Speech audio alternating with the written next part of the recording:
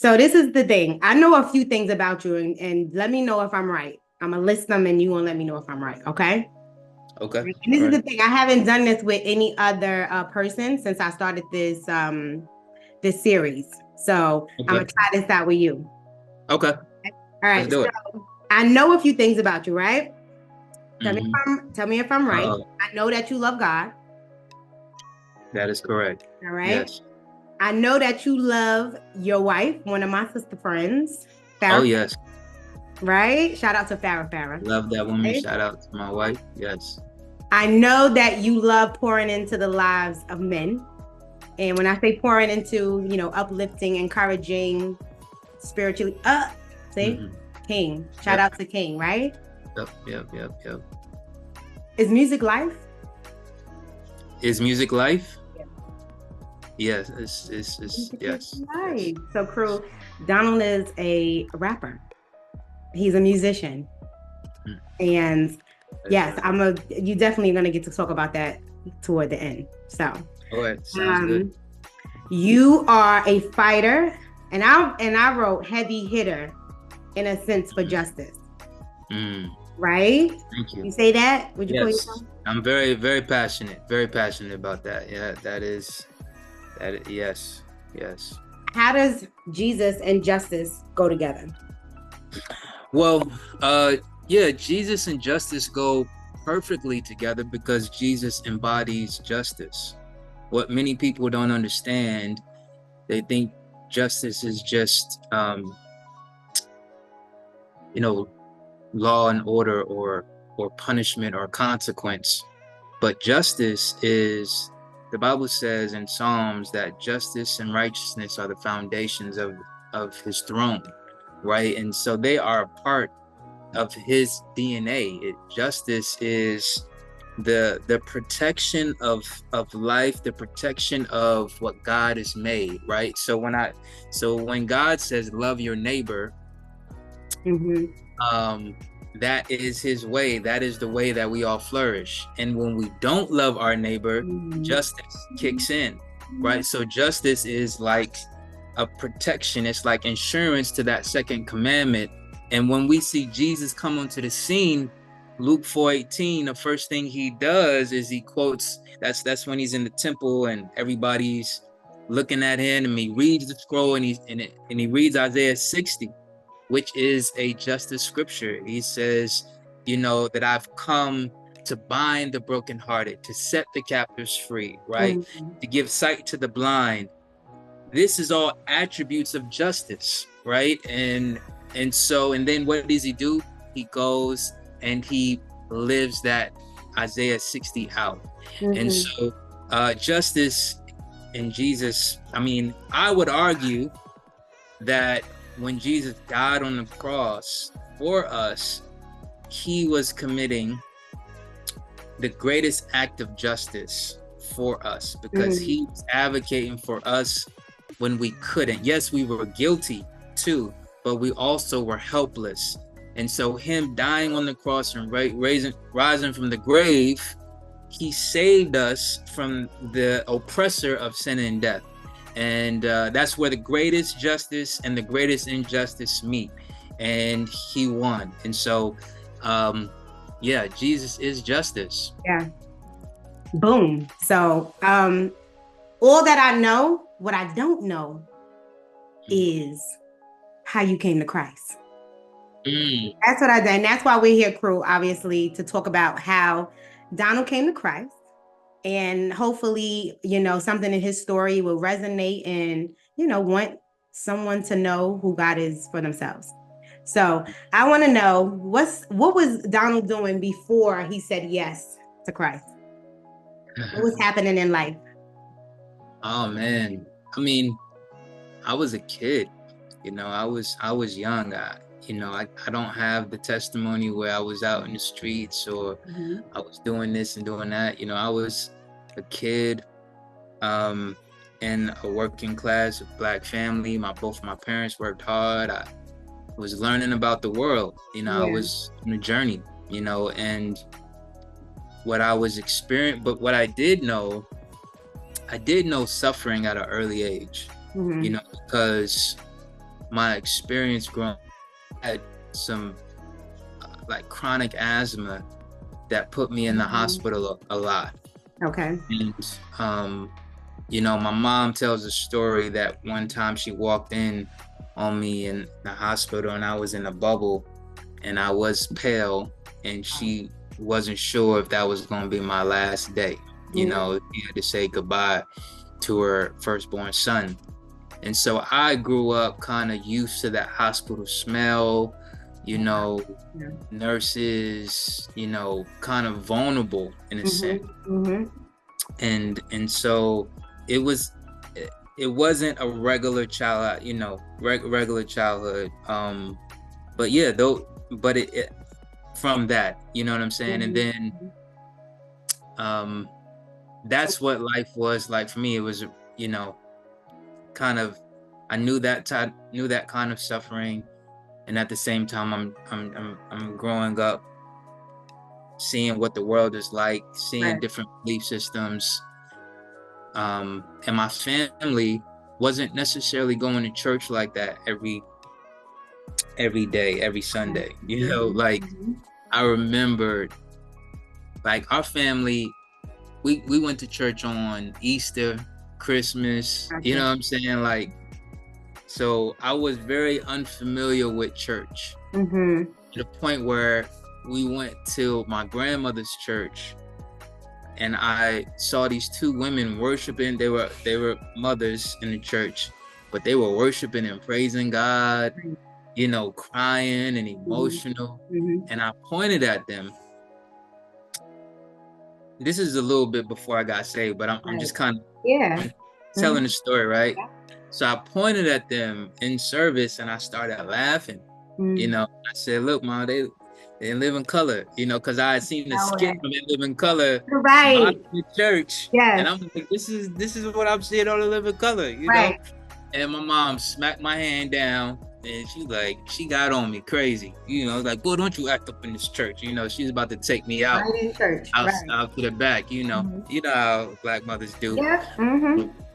So, you know, I was unfamiliar with that, you know, but there was a healthy respect for God and my family, and we prayed and stuff like that. So it wasn't until, in my experience, like we started going to church probably when I was like 11. Consistently. And I started seeing like, oh, the people of God, these people are different. You know what I mean? These people, they're kind. And I started feeling, you know, it just, what I know now is the power of God and the presence of God, but I felt this safety and like this feels good in this church. And what would it be compared to though? What were you comparing that these people are kind to? Just the world in general? Just the world. Yeah. Just the world in general, you know? And yeah, that's where I was, you know, and it felt like sometimes the pastor was speaking to you when he was preaching. At 11? At 11, I felt that. Yeah. Okay. Yeah. Sunday school lessons, those things were hitting on another level, you know, for me. So, yeah, I felt that. Yeah, I like here because I grew up in church, right? I was literally born in it. Obviously, you know the Kojic. Yeah. You can't join it. You got to be born in it, right? Got to be born in it.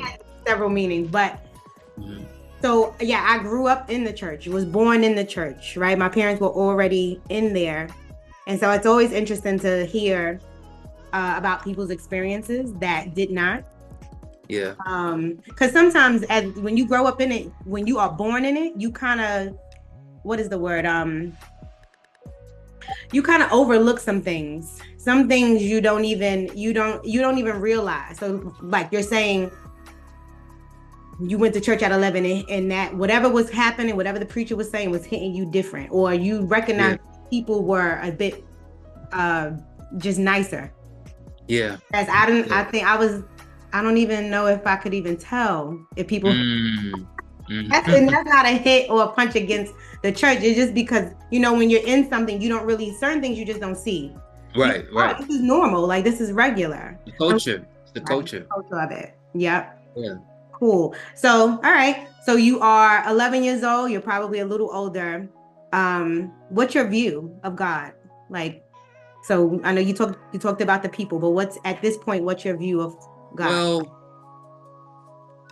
I mean, I I question I question God because I was seeing all these other different religions. Mm, So I was like, well, what makes this one true? You know? And yeah, and that was kind of like the hardest thing for me, I guess. mm, Is like, what makes this faith true mhm. above others? Yeah. Um, Did you and ask anybody about it? that's a great question. I mean, I think as a black child, that's one of those questions you don't want to ask. In I the get you. culture. You know what I'm saying? I Like, get you. Yeah. it's just usually this is the way. You know what I Mm. mean? This is what we do. We Yep. pray, we go to church. That's what we do. You That's know what I it. mean? Even if you don't fully understand it, Yep. this is our culture. So I don't. I feel like those were things that I wrestled with internally on my own. You know what I mean? And so, but I was experiencing and getting, different truths or different, just I was experiencing different things, Mhm. and I making assumptions based on those things I was Right. experiencing. Yeah. Wow. No, I was just talking to someone about I was listening to a podcast about it had one of the leaders of Islam on it, and Mm, he was referencing the Bible a lot. You know, mm, you know, they see Jesus as a prophet. They don't really, they don't acknowledge him the way that I guess Christians do. But yeah, what was like sticking out to me was the fact that he was acknowledging the Bible in various ways. yeah, Also the Quran, also different other things, books and things. But yeah, sometimes it's hard. It's hard because the way we grow up, like you said, it's the culture. We believe this. We don't ask no questions. That's it. Don't even mm, don't go to the far. Don't go far right. Don't go far left. yeah, Stay. Buddha is don't even yeah. don't Don't even even. touch it. Okay. Yep, yep, I'm yep. like, but at the same time, we read books, right? Right. That help shape our opinion and things. And I'm not gonna dive too deep into it, but I get that. I get the whole wrestling with those things that you just mentioned. Right before you give your life to Christ, we're gonna speed it up a little bit. Right before you give your life to Christ, what's happening? How old are you? What's going on in life? Well, I'm going to school, discovering, playing, trying to, it's like identity forming time, Yeah, you're yeah, getting friends, liking girls, yeah. um, trying to do my homework and things like that, you know. But I think I'm also wrestling with like who am I? Mm-hmm. I'm wrestling with the pressures of, because at that time you're sensitive about who you are, and you put a lot of Yeah, value stock in friendships and your peers, and yeah. so I'm wrestling with identity and myself. And I mean, it's not like I'm stressed or depressed. I was one Yeah. of those kids that was, I played some sports, and I had a good amount of friends. So I had some healthy socialization, if you Mm-hmm. will. Oh, Mm-hmm. but inside, I was still wrestling, comparing myself with others, and some part of me was confident, some part of me wasn't really confident at all. Right. Um, and I still had asthma, Mm-hmm. and that made me feel vulnerable. I Mm-hmm. I Mm-hmm. was like the best one of the best basketball players on the team, Mm-hmm. but my asthma held me up, and the coach wouldn't let me play unless I got a certain time on a 2 mile marker. He don't know basketball, but Right. you know, those were some of the things that was, and also at home, my parents would be fighting a lot, so that was stressful, you Mm-hmm. know. Um, I would see that my parents argue a lot, Mm-hmm. Mm-hmm. so, and I didn't know if they were going to make it or not, you know. So I think that's what's going on at Yeah. that time. Now, is there anybody around you that's saved that knows God? That's a really great question. Mhm. No. No. Wow. No. I mean, the kids at church that was like the pastor's kids and stuff Mm-hmm. like that,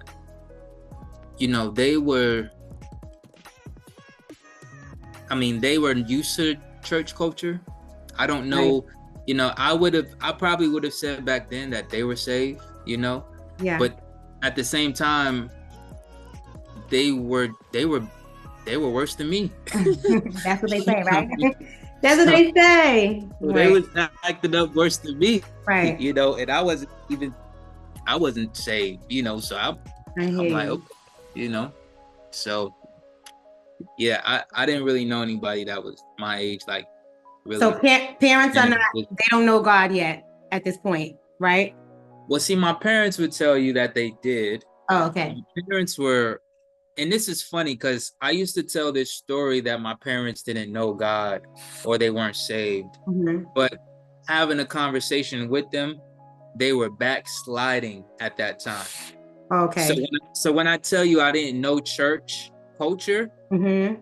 because my parents went to the club, they played cards and stuff like that, most of my youth, that's what I knew, Wow. Yeah. cassettes, albums and Yeah. all of that. Mm-hmm.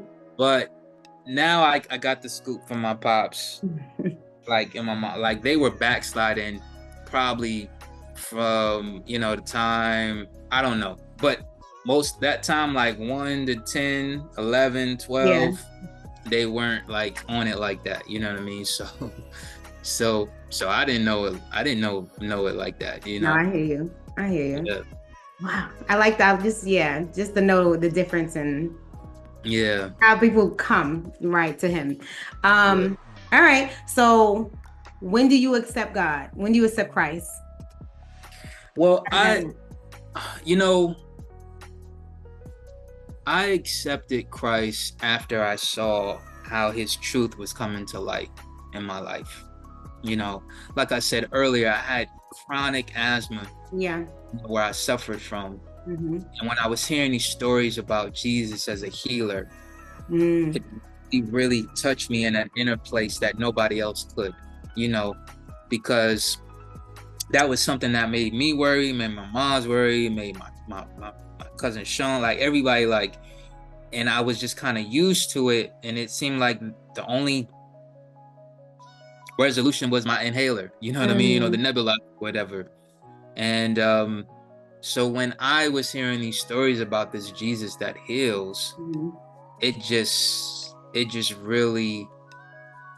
really moved me, Yeah. and with childlike faith, I believed it. And so one sermon, the preacher said, that Jesus can heal you from anything.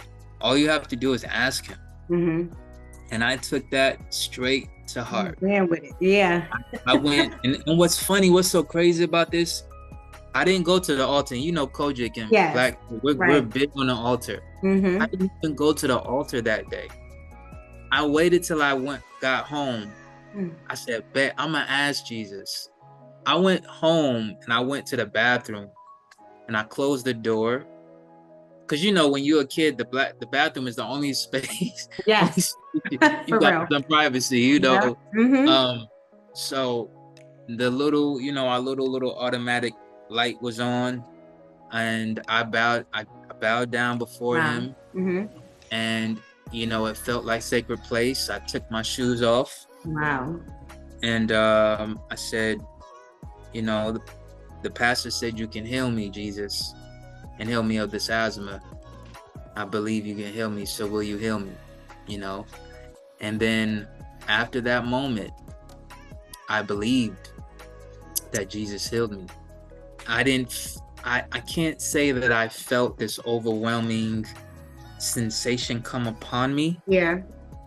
I can't say that. Yeah. I can say inside I believed it so much that I got up, went into my room, and I threw away my inhalers. I threw away all those things right in the trash. Wait, And how old were you though? I need to know. I was 12. I think I was 12. Yeah. I didn't tell my mother I did it. I just did it, you know. She Yeah. would have had a heart attack, you know, had I did it. But what's so crazy is from that day forward, I never felt any of my asthma. I never had any other asthma attacks. You know, and I played sports, so I had plenty of opportunity, and I Yeah. always had to take Yeah. my inhaler with me to play. Right. And I would always feel this like twinge, and before my breathing would start acting up, and I never felt that again. I went on to go play high school basketball, college basketball, and you know, push my body to the limits. Never needed an inhaler again. Still playing basketball today. Still playing basketball to this day. Wait, I want to know when did you tell your parents? Like, how did they view this story? You know what's crazy? I just accepted the healing. Okay. And I just said I'm healed. Yeah. And so anytime, so I didn't go to my mom and tell her this. I didn't go to my dad and tell him this. But when it came up, like at the doctor, that was probably the first time that me and my mom had an encounter, a conversation about this. Right. Because you know they always want to know, do you have any ailments or sicknesses, any conditions? And then my mom would say, he has asthma. And I said, no, I don't. I don't have asthma anymore. Right. Jesus healed me. That's why I straight like that, you know, and I'll tell the doctor that, you know, and I love it. I don't even know if they believe. They're like, this crazy kid, you know. He got asthma. Okay? No. You like, no. No, it's the childlike faith for me. Like it's God honored that. Yeah. You believed it. It was you believed it. You heard it. You believed what you heard. Faith come by what? Hearing, right? You believed it.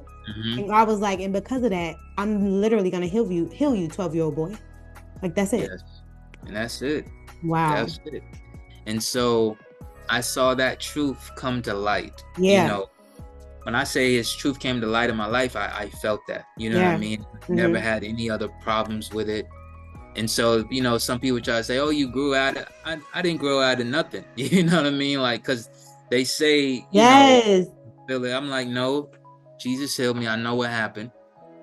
And that's going to hit somebody right there. Watch. Yeah. No. Yeah. He's a healer. He still heals in miraculous ways. You know, and I'm not encouraging people to do anything foolish. Right. You know, because even when Jesus healed in the Bible, he sent them back to the priest, you know, to get verified. And so, yeah, I think, and he also heals in very practical, methodical ways. Yeah. You know, he heals instantly. He heals in methodical ways, slowly, you know, and sometimes he allows us to suffer for a little bit. But at the end of the day, we have to know and believe that he is a healer. And so when I felt that change and that shift, and then I also seen, like, as we were going back to church, I seen the transformation in my mother. You know, I seen how it was impacting my father. He came a little bit later.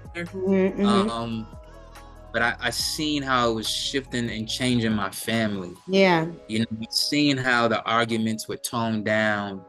You know, I seen God make my mother apologize, but I seen how my mom was taking this word so serious. Yeah. When she got it wrong, she would come back and apologize. And I'm like, yo, this word is powerful.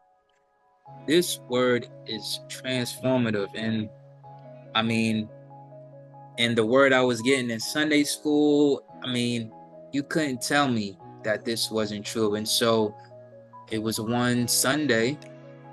Again, I felt like the preacher was preaching to me about being, you know, that I could trust God, and that I had seen the evidence of Mm-hmm. God. Mm-hmm. What am I waiting on? You know? And so I took that long walk from the pew, you know, because when you're a kid, you sit in the back, you know. I took Mm-hmm. that long walk from the back to the front, and yeah, I doing the altar call, and that's when I gave my life, and life ain't been the same since. No.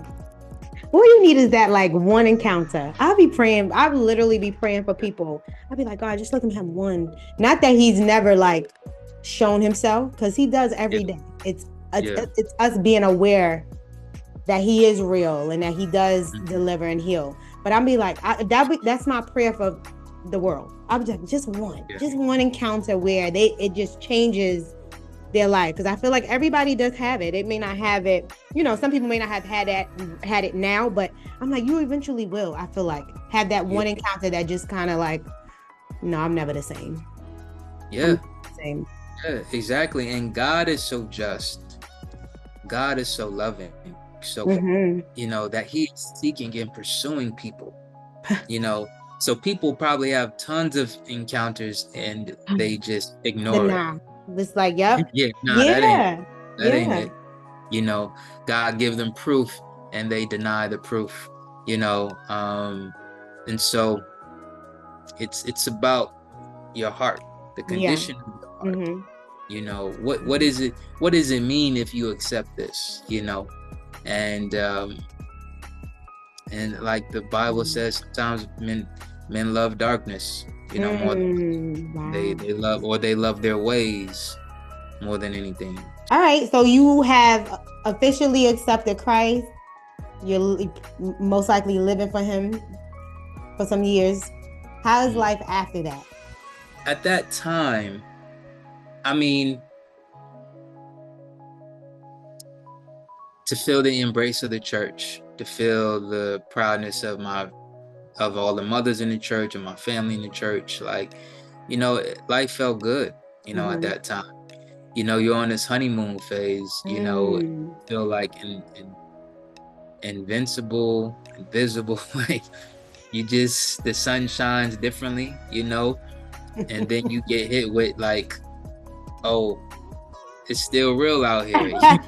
Right. You Yeah. know, you Yeah. still, you know, because middle school, high school still brutal. You know, kids Right. still Oh brutal. God. Still, you still Oh. got sin in your nature. You got, you know, still dealing with a lot of different things, Yeah.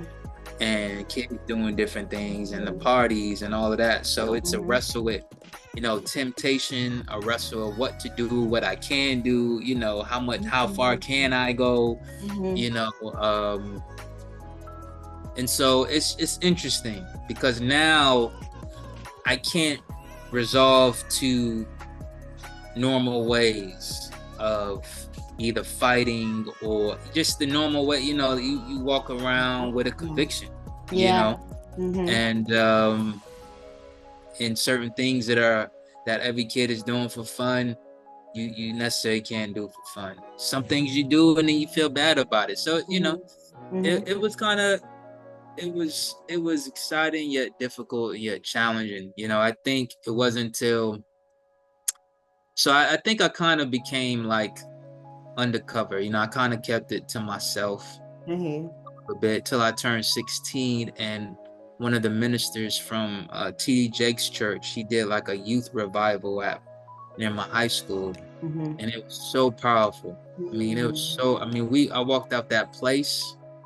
I walked out that place like everything looked new. I renewed Yeah. my, you know, faith, and that's when I became like really bold about my faith at Right. that time. Mm-hmm. And what's funny is a person that was my op at the time, Carl Johnson. I did not like this man, and I had a girlfriend, and she kind of liked him, and she liked me, and I'm like, and he was a grade above me, right? So I really didn't like him, you know what I mean? Because we were with the same person. He had a lot of swag. I had a lot of swag. We both played basketball, both kind of cocky, you know. And so I didn't like him, but he went to that revival, and he actually gave his life like at that revival. And I renewed my faith in Jesus, and God made it so that we became best friends. I mean, he was the best man in my wedding, you know.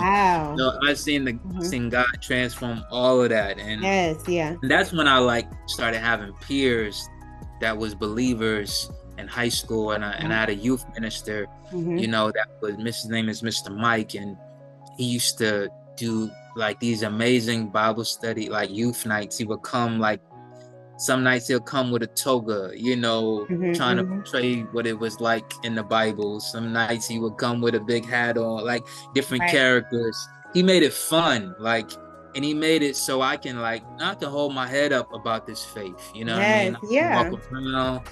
He gave us the keys to the gym, to the high school gym. We would open it for kids to come play basketball. We would just pray. Me and Carl would do that. We started youth ministry together.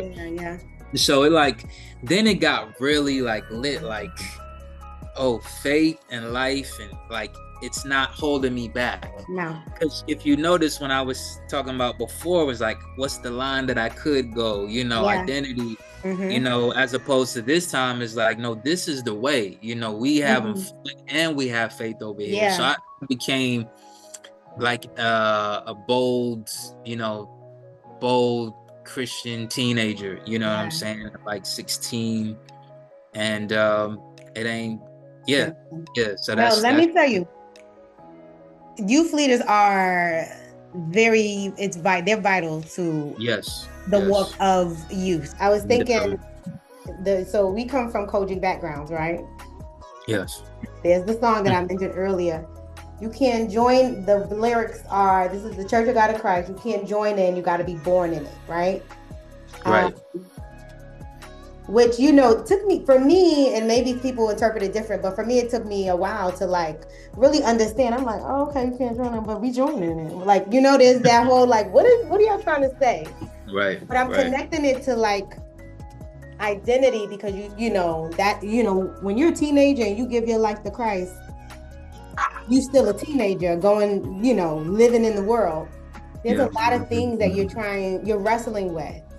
You know, you are literally, and you don't understand this right away for some people, but you are trying to put off an old man and put on a new one. Right. So that identity is who am I? Those questions are real, right? Yeah. Very real. Very real. And that's where, you know, you learn what identity in Christ means. And I think sometimes we conflate identity in Christ to mean to overtake our unique selves and how God has made us, right? God didn't make carbon copy people. He's given us all different flavor and uniqueness, you know, that's very beautiful. You know? And so I think sometimes when you get in religious structures or very legalistic structures, there's a conformity that is demanded, you know what I mean? And you can't wear this, you can't wear that, you know, and it starts creating this this different image, you know, that you have to abide by.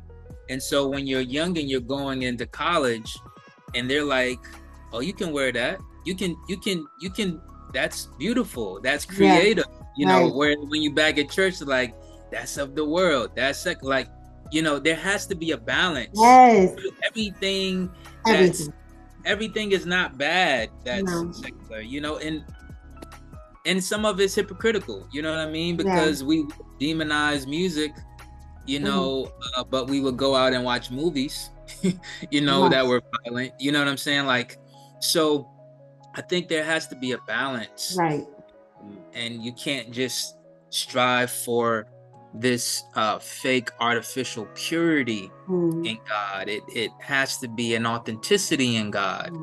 Not this holier than thou, you know, can't be touched. You know, when Jesus was dealing with Peter about him being able to eat different meats, you know, and he had a vision, Peter had a vision, and he said, you know, I can't eat this because it's unclean. And then God said in the vision, don't call anything that I've made unclean. Ooh. Now, the message wasn't necessarily about eating, but you can get a message in there. But the message was about Gentiles and Jews, and rather Gentiles would be accepted in the faith. And because Gentiles didn't have the Orthodox tradition that the Jews had, the Jews are like, nah, y'all are heathens. Y'all don't belong in it. You know, you can't get with the traditions. And there was a beauty and freedom that the Gentiles had that the Jews didn't know about. You know what I mean? And so there's a balance, you know, and I think, like I said, when we have to prepare our youth when they go to college, we have to have conversations prior to that departure, you know what I mean? Because a lot of times, especially kids that are like us, grow up in the church, you get encountered with things that you never experienced before. You know what I mean? Now it's brand new, and even if it's false, because it's brand new, it looks kind of good, you know. And there's a lot of temptation to it. Like you gotta have these conversations before, you know. And conversations about different faiths and what it means and the difference between the gospel and other things, you know. And I think you'll be just fine. You know, our faith shines bright and stands good all by itself. You ain't got to argue nothing, honestly. So I've said this a few times with having conversations with the series, that the people who taught us, I don't knock them. Yeah, you can't. I really don't. I don't. They taught what they knew. They taught what they believed, right? One thing my pastor at the time was very big on, and it still is big on, was having a personal relationship. Yes. He would say, okay, in his own words, okay, I'm preaching and I'm teaching y'all, but go home and open the Bible up for yourself. Right. Like he was big on having a personal relationship with God, right? So that means we had to be active outside the four walls. Yeah. Getting to know who he was and who God is. It's true. It's true. And that's my mother taught me the same thing. Yeah. Like, you know, my parents equipped me the same thing. And I appreciate what you said, because I think our generation going off to college was one of the first generations, you know, where like it was just easier to go to because we could get financial aid, we could get certain grants that our parents wasn't available to my parents when they were younger. Right. You know, my pops got accepted to like 5-6 colleges, but he couldn't go, you know. And so my mother the same. She got, you know, accepted by Kent State, went there for a semester, but couldn't afford it, you know. And so it was very difficult. So the things that I experienced on the college campus was very different from their experience as they, you know, as they did what they needed to do to make a living. You know what I'm saying? Right. My father would later go back to college and graduate. So our experience are vastly different. You know what I'm saying? And so in some ways they couldn't prepare me, you know. In some ways they prepared me better than I could ever ask for. You know, they gave me the foundation that I needed and the anchor I needed and all the whirlwind, so that's important to acknowledge that and recognize that, Yes. you know. No, I get it. I'm grateful. I'm grateful for I'm just, yeah, grateful just for the experiences, regardless if they, were a bit of a struggle, I'm Yeah. there's a gratefulness that comes from it all. Um, yeah. So Mhm. you probably have already mentioned this in some way, shape, or form, but and thank you for sharing the story of how you came and how you have been working out your salvation. Um, what is life like now as a person who serves God? How is it? Oh man. Life is life, and God is beautiful and good, Yeah. and God makes life beautiful and good. um at this age, you've seen so much, and you know I'm not trying to talk like I'm like 70, 80 years old, Far but, from. Yeah. but you've seen a lot. You've Yeah. experienced a lot. Hmm. You've seen a lot of highs, seen a lot of lows. Mm. Been times where I felt like, I was God's chosen. Mm. There's been times where I felt like I was the biggest hypocrite on the earth, Mm. and failed God tremendously. I've observed people come and go, people my age, people younger than me die. I've, experienced suffering, I've experienced joy, pain, a lot of things in life, and I'm just so grateful that He is my anchor. Hmm. And day to day, you never know what will come. Like Right. this morning, I almost got into a car accident. He Mm. saved me. Right. But it was like, having lived the life, I know, had that accident happen, that changed the whole morning, changed the whole month, not just mine, but my wife, my Hmm. the other person. Like, you understand the gravity. When you're younger, you don't understand everything that comes with action and the Yeah. consequences and the things that you got to live with.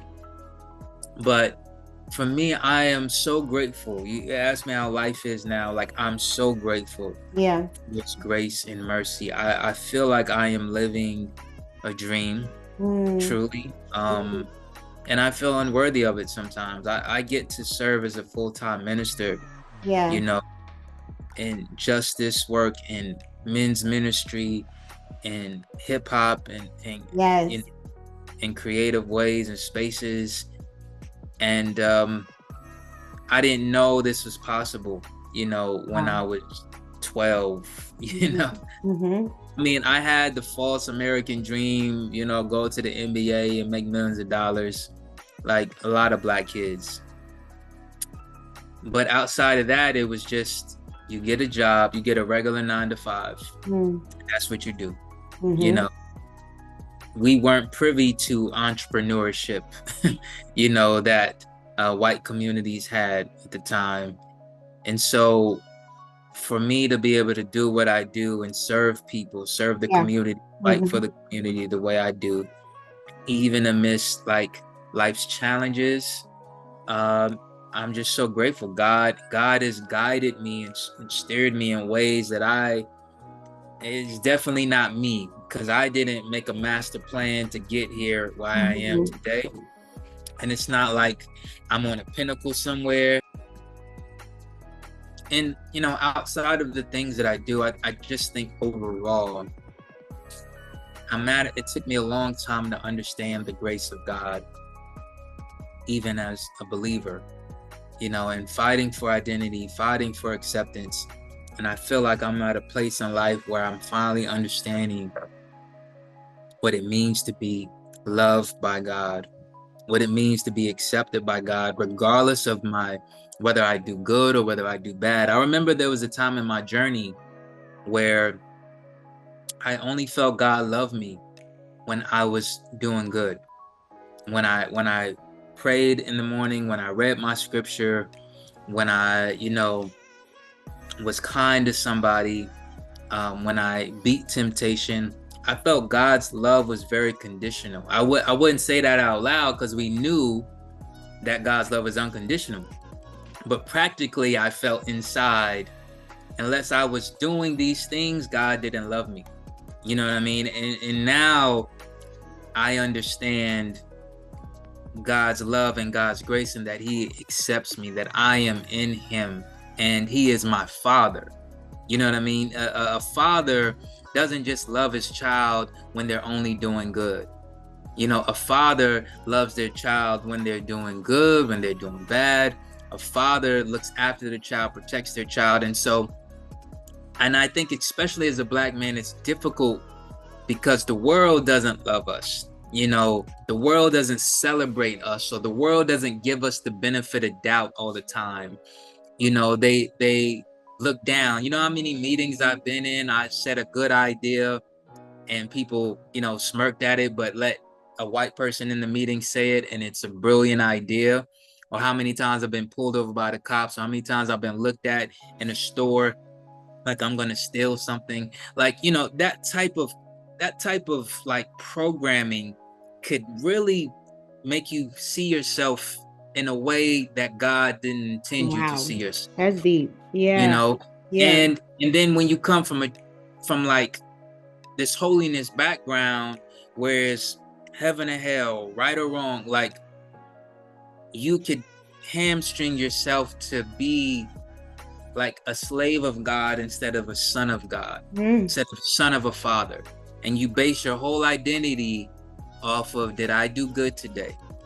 Instead of seeing God loves me and is doing good through me. You know, it's a different walk of life where my acceptance is not based on my works, but my acceptance is based on what he did for me on the cross and who he is. And it gives a depth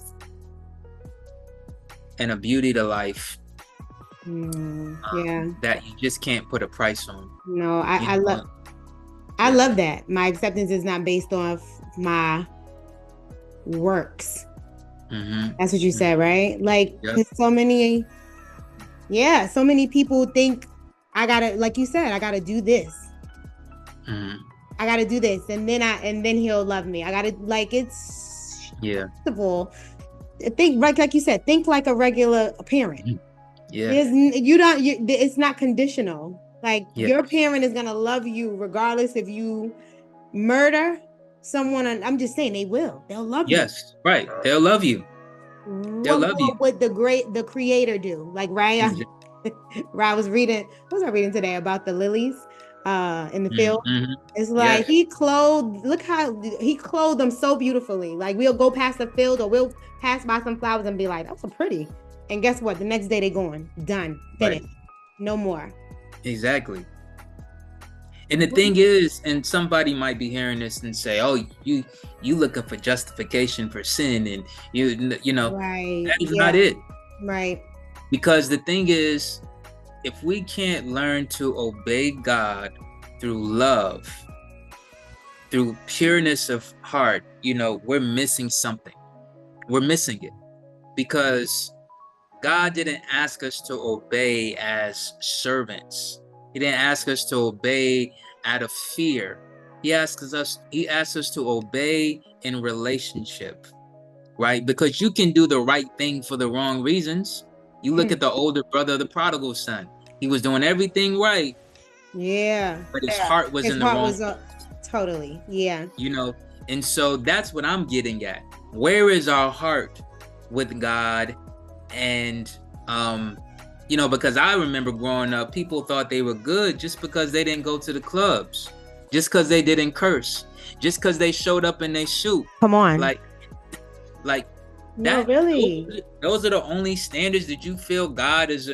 Meanwhile, you talking mean and reckless. Your attitude is poor towards people. You know, those are the things that God is not happy with. But you know, it's like people want gratification upon these leaves that they wear. You know, it's a mask. It's a mask. Like, you know, we will never be perfect. We need Jesus, and we need to depend on him. Yeah. continuously, you know. And so I'm just getting to a place, and I'm still breaking off some of those legalistic chains, and walking in the freedom of his grace and love and joy. Yes, yes. Um, Yeah. and so, but I'm grateful because I understand I give myself grace, I give people grace. You know, you understand everybody's going through something. I don't have to take it personal when you having a bad day. You know, I don't have to take it personal because you say something about me. You know, God gives us the grace and wisdom to see that, hey, people are going through things, and if they got something bad to say about you and you didn't do anything bad, it says more about them. You know what I mean? These are the truths that we have to walk in. I get tired of Christians just walking and so concerned about what everybody is saying, and you know, and everything is, you know, on the defense instead of just loving everybody. You know, we don't need to be detectives. We don't need to be, you know, holy meters of people's walks. Like, you know, we have a journey. Sometimes you're going to be up, sometimes you're going to be down. You know, that's the way life goes. But will you stay faithful? Because he is faithful at the end of the day. Yes. I don't even have to ask you my last two questions because you really summed it up. Honestly, I feel like you told us how God has been real to you, as well as who God is. Like, but you know what I will do? I tried to start the meeting like this. Okay. Is there a song that you have that you can think of now, verse that you can either rap out or talk to that tells people who your God is? They said, be safe, look out for yourself. They said a wise man always stay quiet. But I seen Jesus start a riot. They chained him like an animal and tossed him to the pilot. He suffered and he counted the highest form of violence, all because he wouldn't mind his business and be silent. He did healing on the Sabbath, exchanged pain with the gladness, yet they still traded him for a murderer named Barabbas. This is madness. This is tragic. Some would even dare to say that justice is a distraction. But I recommend you take off them white lens. Luke 4:18, where his mission begins. A time bomb erupted right in front of the public. The word reading himself through Isaiah, fulfilling justice. But y'all never got adjusted. You took Constantine's law and became war puppets. You led unholy wars identified as hostile. You judged the charismatics when you gentrified the gospel. All these defenders of the gospel, they don't understand what they defend. You just want to talk about the good news, but you can't talk about the good news if you're silent about the bad news. Check at the cross, the point of no return, the juncture where the roof of the universe would burn, down everything that you'd eventually learn, and you would see grace and justice on the same term. The cross, where it all comes to a head, the greatest collision, woke up the sound of the dead. The face of injustice versus the face of justice. Slavery versus freedom, oppression was interrupted. He rose in delight, made Satan look disgusted. Hooray, yay, God posted my bell. Did for us what we couldn't do for ourselves. That just ain't love. That's the definition of justice. I don't know, should I snap or like? No, that was. Yeah, you just I didn't put it in rap form. So we did a little spoken word. Right, yeah. Right. No, I love it. Donal, thank you so much. I feel like we got to know each other on a different level today. I love that. No, thank you. Thank you for having me. Thank you for what you're doing. Yeah. Hopefully I gave you enough content for your interview. Yeah. But this was truly an honor. Thank you. Made it so conversational, such a fun time. Yes. You made this a pleasure. Appreciate you. Thank you. We mentioned it a little bit, but he is the New York City chapter leader, one of them, of King, the shirt that he showed earlier. Oh. Right? Yes. I want people to, you know. What is King? Yes. You just tell us really quick? Yes. Yeah, King is a national men's ministry dedicated to empowering men to fulfill their God-given potential in every realm of life through the power and grace of Jesus Christ. So we have about 18 chapters across the country. These are groups of men, young and old, in the middle, in between, hood, corporate, street, rural, suburban, men that love Jesus. They love their families. They love their communities. And we gather to really help restore what true biblical manhood looks like, because there's a lot of lies and false things about what a man is.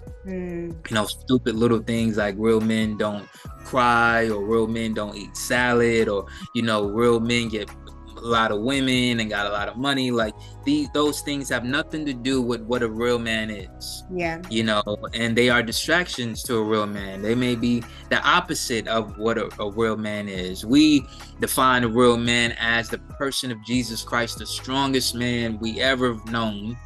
And Jesus himself cried. Jesus himself wept and showed emotion. But yet also Jesus showed the type of emotion and passion to flip over tables in the temple, right? So his crying didn't make him weak, right? He was still man enough to do justice for people and save people and stand up to the religious order and power that was corrupt of the day. And so we get our cues from Jesus as much as we can. And that's what King is about. It stands for knowledge, inspiration, and nurture through God. You can learn more about King at kingmovement.com. And that's all we're about, helping men be better men, made in God's image. Awesome. How can people reach you? Kingmovement.com. Yeah, you can reach me on Instagram, Facebook, or Twitter, or X, through Reflect D Artist. My artist name is Reflect, the letter D, and then Artist. Okay. Reflect D Artist. You can find me, hit me up. You'll see my music. Go to the link, click on it. There's a couple albums there you can vibe with and check out. A couple of videos you can vibe and check out. So hope to connect with you, build with you. Thank you so much, Donal. I appreciate you. Thank you, Jess. Appreciate you. This was great. Respects. There's no contest, no stress. I love it. About relationship. And that's the success. There you go. Thank you. Thank you. Till next time, crew. We will see you later. Till next time.